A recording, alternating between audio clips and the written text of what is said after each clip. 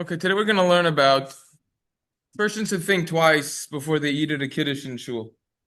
All right. And there's going to be multiple reasons for this. We're going to be going through each reason. The simple reason is just say it outside first, and then we're going to go into it more. Because I know a lot of times people just watch the beginning and then they tune out. First reason is you got to go into your meal, your Sudan Shabbos, with an appetite. And if you're not going to have the appetite, then that's going to be halachically problematic. That's reason number one. That's the simple explanation. Reason number two is that there's a shita, there's an opinion of the Vilna Gaon. The Be'er Halacha quotes this, and we're going to see this momentarily, who says, Ein Kiddush Makom El B'Makom Suda means that Kiddush is only going to be in the place where the meal is going to be on Shabbos, the place where your Suda is going to be. Now, when we have Kiddush in shul, that's not a full-fledged meal because we're not sitting down and washing and having our challah, having our bread, hamotzi. What we do instead is something which is b'diavad, really. It's second best. We use the mezonos that we eat, the raglach, the cakes, etc., and we say that that's considered a meal, so to say. That's not really a meal. That's reason two, that's the Vilna Gaon. This is just a short introduction, and we're going to be going into each one with incredible depth today. Right? I wonder where the concept We're going to be came from, going Ted. into more, so just give me a chance. Reason number three is that there's a potential issue of a bracha she'ina sricha, which means unnecessary brachas that are being made because you know you're going to be going to Suda after. Reason four, perhaps this isn't halachic, this is maybe more hashkafic. Shalom bayis. Person's spouse cooks up, spends time preparing a very nice meal. Then they get home, no one's eating because everyone just ate in shul. Let's go through each issue at a time. Really officially, right now we're in the middle of Siman Reish Mem Tes Sif Gimel. We're towards the end of the Sif already. This is the last barrel that we have left. But let's go to what's shorter first.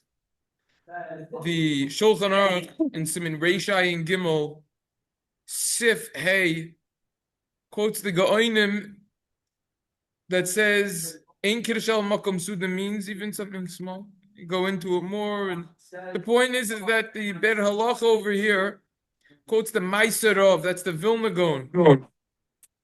The Vilna Gaon says Sha'af Kiddush, continues on the next page, Hayoim lo hayim akadish el b'makom suda gemura v'loim mini targimo yayin. The Vilna Gaon would only make Kiddush in the place where Suda Gemura was, his complete meal. And not on wine, not mini targim. It's interesting he doesn't say mezainis. The point is, though, that the Vilna Gaon would only make Kiddush where he would have his actual meal. That's the Vilna Gaon. Now, it should be pointed out over here that there's a tshuva, Yosef Chaim Sonnenfeld, the Shalos and Chuvas, Shalmus Chaim over here. Siman Reish and Hey, it's really going on Siman Reish Hamachtez. And he says that because of this opinion of the Vilna Gaon, if someone already made Kiddush in shul and had mezainis, and then they went back home after, so the classic question that no one really knows the answer to is, do we need to make Kiddush again? We already heard Kiddush. We already said Kiddush. The answer is yes. Min hanochoin lekadesh oida pam koidem asug gemur. It's correct to make another Kiddush before the Suda. Charles Chuvas Van Hagos goes into this, says that it's already a minhag vasikin to make Kiddush another time. It's an early custom to make Kiddush another time. So Chuvas Van Hagos, let's see that Chuva inside over here. This is talking about this topic. He said, I was asked a question regarding those who have the custom to make Kiddush after davening and they eat mezainis and then subsequently afterwards they go to their house.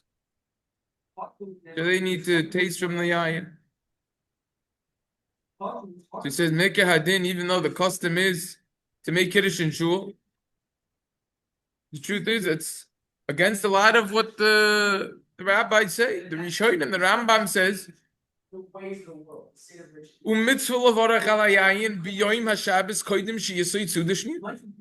There's a mitzvah to make the bracha on the yayin on Shabbos day before you have your second meal, your second suda. So you see explicitly that according to the Rambam, the obligation is because of the suda. That it should be nikar, recognizable that it's going to be done as a suda on Shabbos. The Ravid argues, he said you could taste before. Okay, he goes into it, but you see, according to the Rambam over here, it's supposed to be before the suda, seemingly. So according to that, you definitely need a kiddush before the suda. Now everyone relies on a Magen Avraham and Siman Reishai and Gimel Sivkot and Yud Aleph, who holds that mezainis is going to be better than yayin if you have mezainis. And then he says over here,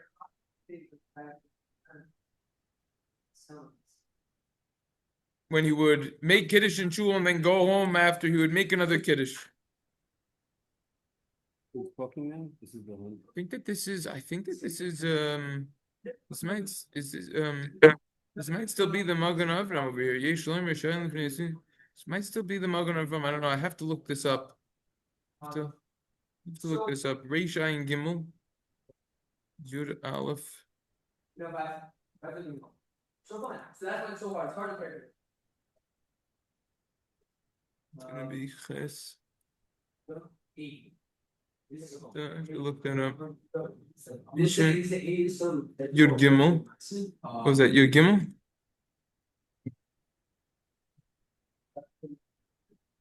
What was it? Over here. Oh, Yud Aleph. Oh, sorry about that. Yeah, nah, he says that he doesn't. Yeah, no, that's not part of the Magen Avraham. This might very well be. Yeah, Moshe Sternbach. Yeah, good catch. Good catch. Therefore, I have the custom when I make kiddush in shul and I eat mezainis. When I go back to my house for the suda, I make kiddush an additional time. This is part of the halachas of having a meal on Shabbos, a suda. It's recognizable that it's part of the meal on Shabbos and you're obligated before the suda.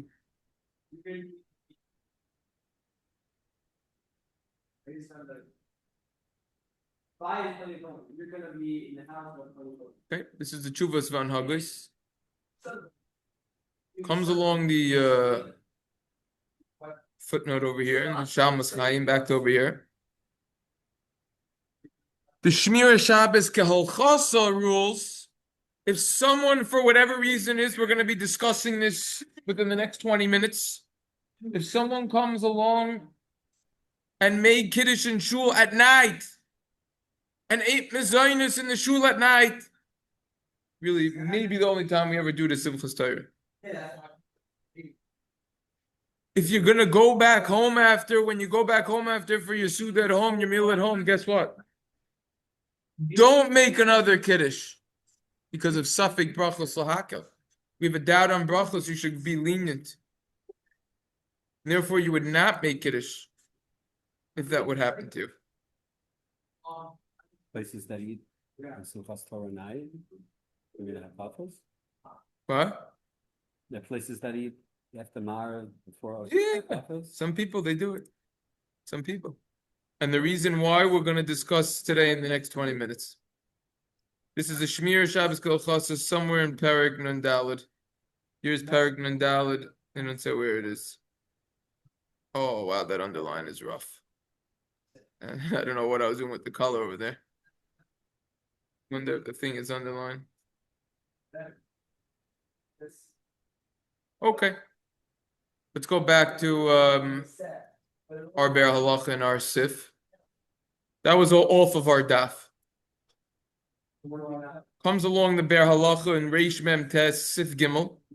This is where we left off yesterday. Yesterday we had a beautiful plan of doing a split screen. The Be'er Halacha on the bottom. The Oiz V'Hadar Mishnah. Where'd that thing go? Yeah. The Oiz V'Hadar Mishnah Brewer commentary on the top.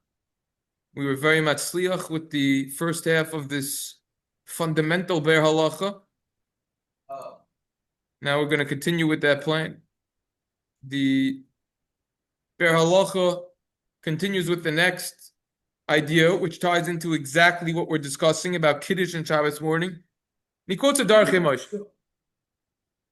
Darchei Moshe and Oz Dalet. It's actually worthwhile that we see the Darchei Moshe inside, word for word, to see what's actually going on over here. By the way, before we see that inside, it should be pointed out that Vilna Gaon, I actually knew it existed even before I saw this, but the Dirshu quotes that over here. They quote that that Ber Halacha and the Shalmas Chaim, they quote that, but I already knew before I even saw it over here. Just wanted to just show that over here. Okay, let's take a look at the Darchei Moshe inside in Oz Dalet, because this is what the Ber Halacha quotes, and this is a very important Darchei Moshe. Where is it? Darchei Moshe. It's Rish Mem Tes. Darchei Moshe Dalet. Here we go. Kotzavor Zarua. I'm gonna start from right there. Kotzavor Zarua. And Hilchot Shabbos Ela Shoyno Kotzavreim. The mitzvah al kol Yisrael lechel suda Shabbos l'teavon. Me'akar decha suda hu lechem sarich le'mechalei l'teavon. This whole knows. Gotta eat your suda on Shabbos with an appetite. Chein kol ben bris. Also lechel grimzel. That's why anyone with the milo, you're not allowed to eat the grimzel. The grimzel is a type of mezainis. I don't exactly know what it is, the exact food item, but it seems like it's a type of mezainis which could fill you up. It's also to eat the grimzel b'Shabbos koydem suda. You know what it is? No, I think popular. Yeah, they knew what it was. So you can't have the grimzels up the Darchei Moshe.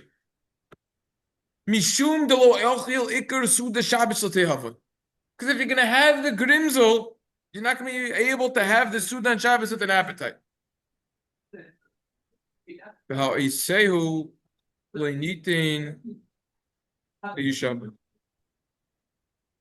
The idea over here is that this grimzel could potentially take away the person's appetite, and therefore it's going to be a problem. All right? And then he goes, and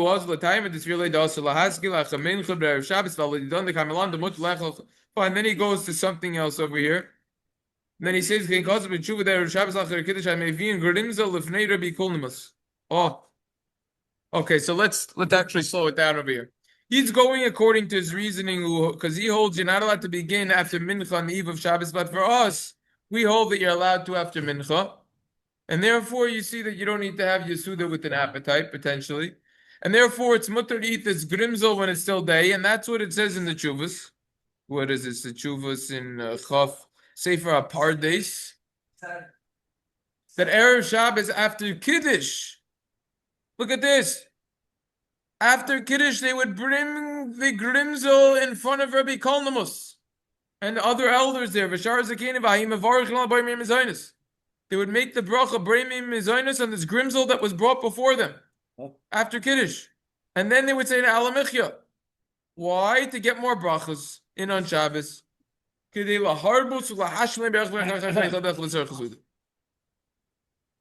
is a fascinating surprise over here. That they would have the grimzel even on Shabbos night. They would have the Mizaynus, make an Alamichya, and then go into the Suda. Zeloi Rayinu, Zeloi Shamanu. We never heard of such a thing nowadays. No one does this. That's all Darchei Moshe. It's the end of. Yeah. It's the end of the Darchei Moshe, but it's the beginning of our path to understand. Oh, the Ber Halacha and says, "Kosav Darchei Moshe b'shem or zru mitzvah lech l'sud d'sham s'ot yalvan u'machem b'ekem b'sud u'alechem kein os lechem g'rim Shabbos kodem s'chut mishum d'shuva yuchel lechem b'ekem b'sud d'Shabbos s'ot yalvan b'Darchei Moshe shol chlav the hanan kaimel d'Darchei Moshe l'chafilim n'men l'chavam ma'at technisch kin kem shmam yel d'olech ha'shinu l'teavon." Oh wow! So, according to the Or Zarua, you have to go in with an appetite. And therefore, you can't eat this mezainis on Shabbos before the Suda, because you're not going to have the appetite. But the Ramah comes to Ber Halacha, and the way that the Ber Halacha sets up the Darchei Moshe. The Darchei Moshe argues on this. Because we hold you could eat until it gets dark. From Mincha onwards until it gets dark. So you see from there, we're not worried about the appetite. Now, I just want to show you something that's very interesting with the Be'er Halacha. And I think someone's going to point this out if I'm not mistaken. That's where I'm getting it from. If you look at this Darchei Moshe, this whole thing was Ad Kan L'Shoino of the Or Zarua. Everything in this Darchei Moshe is the Or Zarua. But the Be'er Halacha is setting up this Darchei Moshe. Ki'ilu, it's as if the Darchei Moshe himself is arguing on the Or Zarua. But the whole statement, the whole Darchei Moshe is apparently the Or Zarua. Yeah. The way that it's set up. And we didn't see the Or Zarua inside. But something fishy is going on You here. see the Ramah arguing? No, the Ramah doesn't talk about this. What does it talk about? No, he doesn't talk about it. So then how could Yeah. So we have to figure something out. Let's see what the Oz Vahadim says over here. They point out that they would have the Grimzel after Shabbos already started and they made Kiddush. Yeah, okay. Huh? Now, so he's saying over here, if you're not worried about appetite, so for sure it's permissible. Look at this footnote over here. Footnote. So, Oh, that's what I saw it. Footnote Samach Vav. The Aruch HaShulchan is going, what are you talking about? Did the Chafetz Chaim, the Be'er Halacha, never see? Excuse me, did the Darchei Moshe not open up the Or Zarua? The Be'er Halacha? Excuse me, did the Be'er Halacha not open up the Darchei Moshe over here? Maybe they didn't look at the Or Zarua inside. So therefore, they thought that the Darchei Moshe argued on the Or Zarua, but the truth of the matter is that the Darchei Moshe is simply copying over what the Or Zarua said. First quoted the Reim, then afterwards he himself argued and brought a proof from Rabbi Kalnamus and others that came to him. So, how could we explain this Be'er Halacha? How he's bringing it down? Okay, fine. That's more of a historic question. Interesting to point out, but we're here for one reason only, to get a clear understanding of what the bottom line halacha is. Comes along the Be'er Halacha and says, back down here, the Magen Avram agrees with the Or Zarua. The Magen Avram hiskim bima Or Zarua. Dinehi the kaimalon could be yoisi the mutula echol hamincho. Even though that we hold like Rabbi Yosi, who holds that it's permissible to eat after mincha. Rabbi Yosi, if you look at his opinion in the Gemara Psachim Sadi Tes, he holds you're allowed to eat after mincha.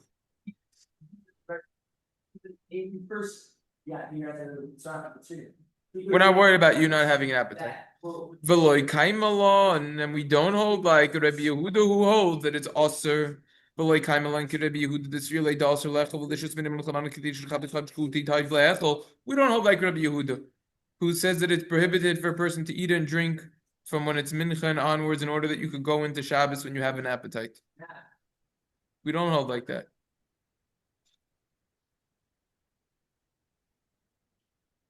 So the answer is Nevertheless, like Ashra. Rabbi Yosi doesn't permit this and say, oh, you don't need to eat at all with appetite and you don't need to be stringent. That's not the explanation of Rabbi Yosi's opinion. This is very important because most people who learn this Gemara Psachim have no clue what's going on with Rabbi Yosi. Because we don't hold this way. You could just eat and do whatever you want until it gets dark. So what is the intention of Rabbi Yosi? What does Rabbi Yosi really hold? Urak mishum din lahachmir alav mivoijoy mishum chashash l'te'ava.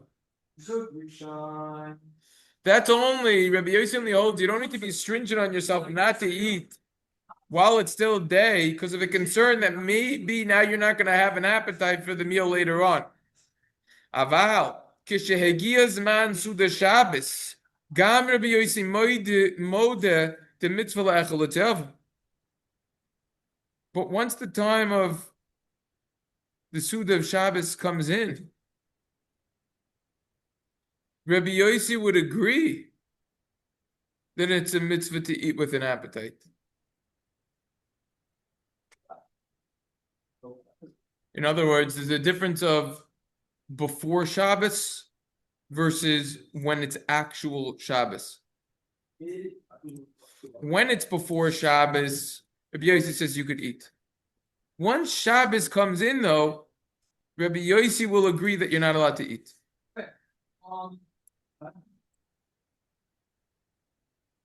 Yeah, but then what do you do with the Grimsel over there with everybody? So he's going to hold that's going to be a problem. Let's continue with the Be'er Halacha. Then they say over here, Ayin Taisus. Gotta get the place over here.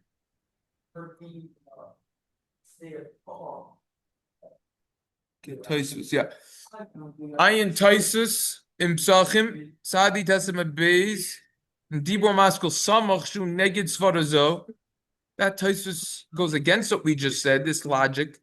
The Bavade Yezoyer Bazeh Ayin Sham. And he holds that for sure, if you're going to eat at night, you have to be careful with this, not to eat in a way that you're not going to have an appetite. For many poskim, it's implied that they do not hold like Taisvus. So you have a technical discussion regarding over there.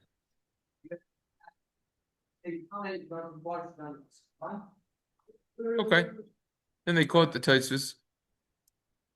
Continue with the Be'er Halacha.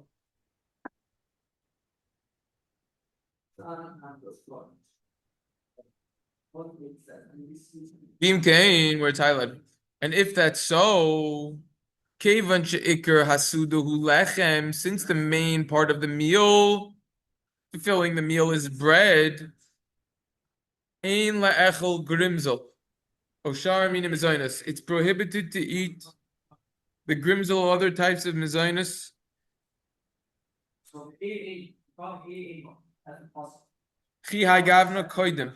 In this type of way beforehand. In order that you will have an appetite to eat. Because you're not going to have the appetite. Even according to Rabbi Yossi, those Vahadar Mishnah Berurah points out. Because that satiates. And you need to have an appetite going into the Suda. Just like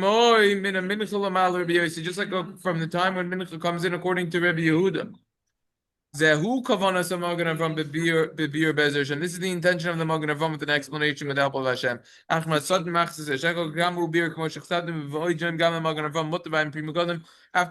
Machzis Shekel explains, like we just said, that when it's still day, aka before you accept the Shabbos, also according to the Magen Avram will be permissible if you're not having a full-fledged meal.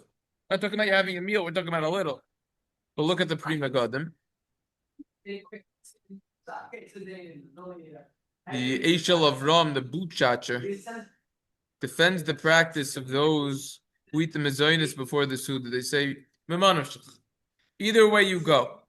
If you're not going to eat a lot, so then it's not going to prevent you from having an appetite for the meal. And if you are going to eat a lot, so then it's considered Kviya Suda, a set meal, and you would need to say Hamoitzi over there. And you fulfill your obligation with that. And then you wouldn't need to eat bread later on with an appetite because you already fulfilled your mitzvah. Kind of a funny way of twisting things around there. Comes the Be'er Halacha and then says, and in places where they have the custom to wash their hands before the Suda, aka Yakis, we learned about in Siman Reish Ayin Aleph. Talking about they wash their hands before Kiddush. It's obvious that you're not allowed to eat before Hamotzi in that case. In order that there will not be a big interruption between washing and the Hamotzi. That's the idea over here. This is talking about places where they wash their hands before. If you're going to eat the grimzel now after the Kiddush, you can't do that because you have a running that you need to bank on, piggyback off of. So it's going to be a problem.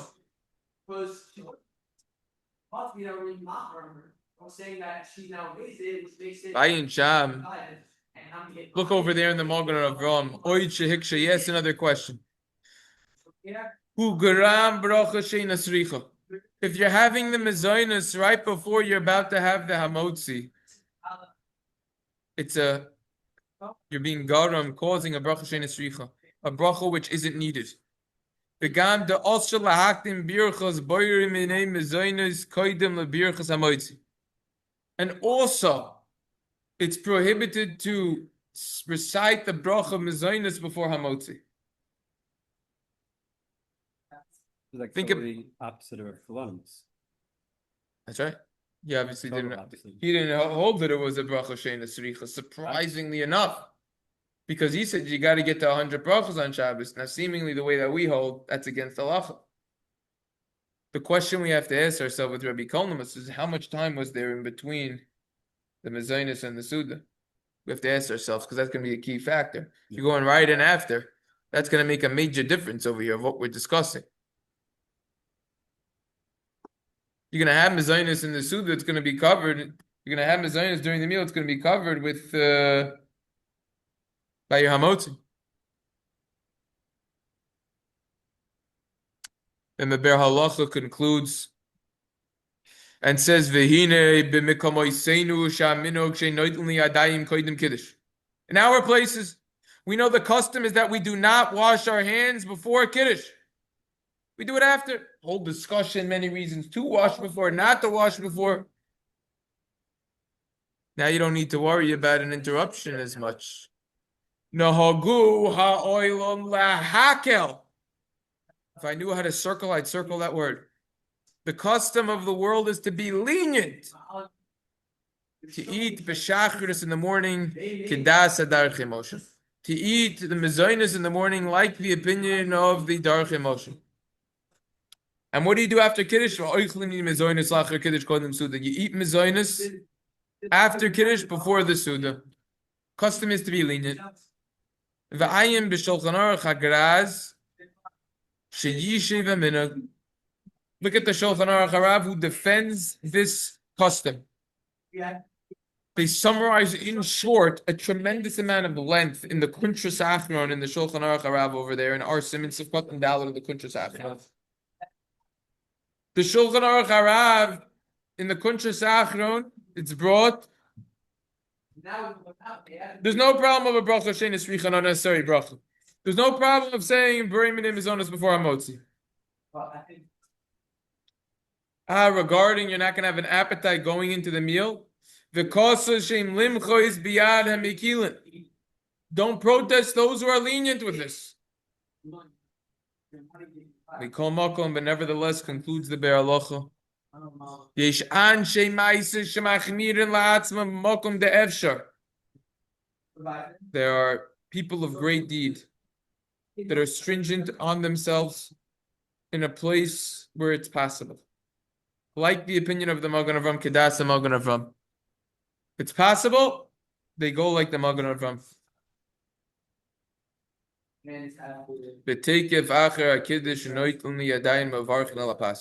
And immediately after Kiddush, they wash their hands and they make the bracha on the challah, and they eat everything in the meal. In other words, there are many people out there that don't eat a kiddush in shul.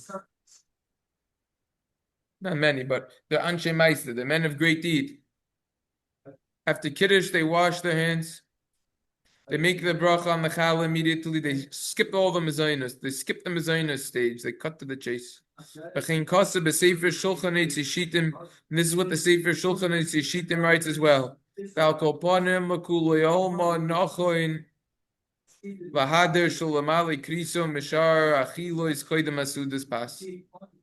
And it's correct. Whatever way you go, even if you're going to have them as owners in shul, it's correct to go after, not to fill your stomach. Not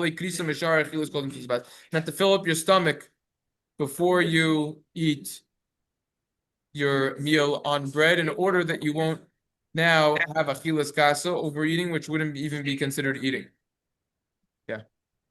So the Mekilin are the ones who have kiddush, etc. Yes. The Machmirin are the ones who don't have anything until the Suda. That's correct. So what's the middle ground? There is no middle.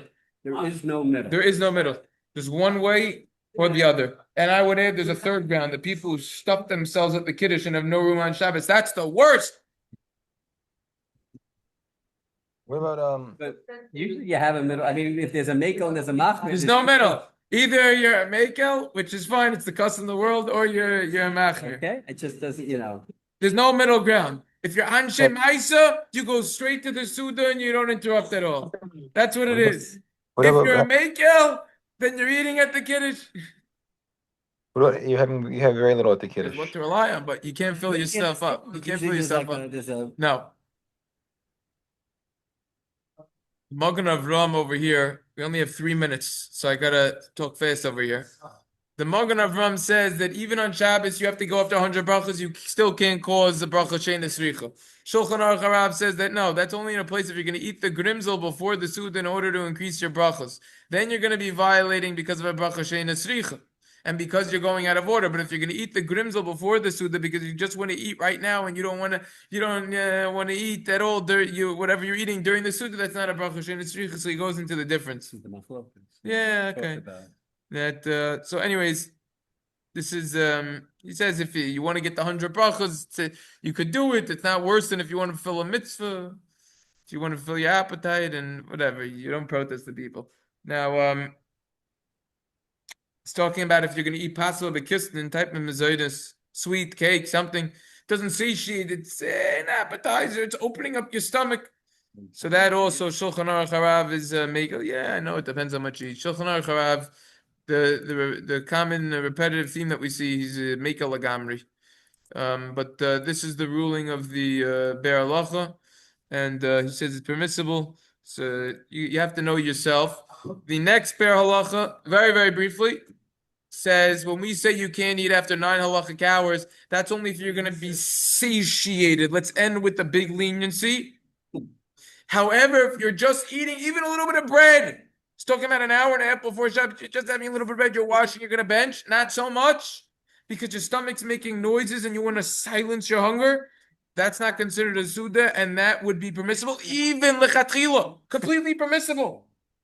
So that's something to point out. It all depends I mean, how much you're eating. That's what you have to cheshbon. How much quantity are you eating? Yeah. because there's like a piece of pizza, you want a piece of pizza like at 5 o'clock on Shabbos afternoon in the. a person's appetite? I mean, it depends, I guess that's the McDonald's. A full slice of pizza. If you take even just the crust, you have probably 2 kazesim just in the crust. Most pizza nowadays is not made out of fruit juice. No, 100, Pizza nowadays is eaten as a meal. but we say that if it's a snack, then you don't, right? If A you want snack? two- Let me ask two you, if you're slices, taking a half a piece of rye bread and snacking, would you wash? Of course, Okay, so what's the difference with pizza? so I should wash on one slice even though it's a snack? What, Because this is a what's, possible kistan, that's possible. why is pizza possible bekistin if it's not made out of fruit juice? Because it has when the the dough's cheese needed? and the tomato sauce, So what? etc. So what? If I make grilled cheese, so now I could say mezainis on that, and I put a little tomato sauce inside? This is baked in a way that's a possibility. How is it baked in? Possible kistan. How is it possible bekistin? Just the dough itself is bread. One slice of pizza could easily have 10 kazesim in it. So we're saying even if it's a snack, you wash on one slice. Okay. Those people here, See, I don't you know know, what's the possible sheep is- bekistin. Rabbi Forrest also is very strong about this. Oh. Yeah? So no, and In any point event, is but you got, that's in not- any event, a slice of pizza could be